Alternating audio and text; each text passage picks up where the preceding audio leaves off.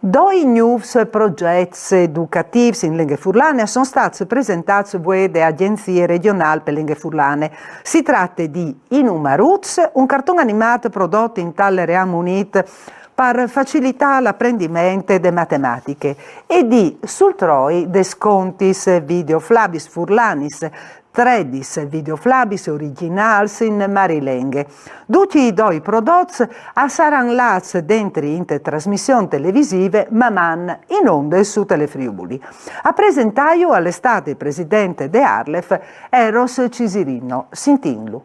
Il progetto, un si chiama Inumerus e che l'altro si chiama il Troy Descontis. Il prim è incentrato sull'insegnamento della matematica in una maniera una volta simpatica che ha dentro e in grandi collaborazioni con il centro servizi spettacoli di Udin, ma soprattutto ha dentro tutta una forma simpatica di contare i nostri frus che sono le tabellinis. Invece che l'altri ha avuto la collaborazione dall'Accademia delle Belle Arti Tiepolo, e lì vi ho detto tutta una serie di conti che sono di tradizione ma anche moderni, e che abbiamo anche lì una grande capacità di poter chiappare l'attenzione dai frus con disegni che vengono messi in vora proprio durante il cartone animato. Quindi vi ho detto che i nostri frus potranno avere questa possibilità di imparare il furlan sia a scuola, che è importante proprio per un furlan veicolare, ma anche in casa con i genitori.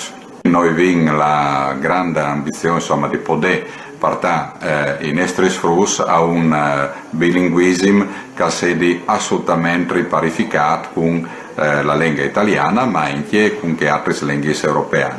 Sicché vi la possibilità di dare ai nostri frus una prospettiva che sia veramente che vi orienta le best practice di gente per inglese che attenga a l'Europa.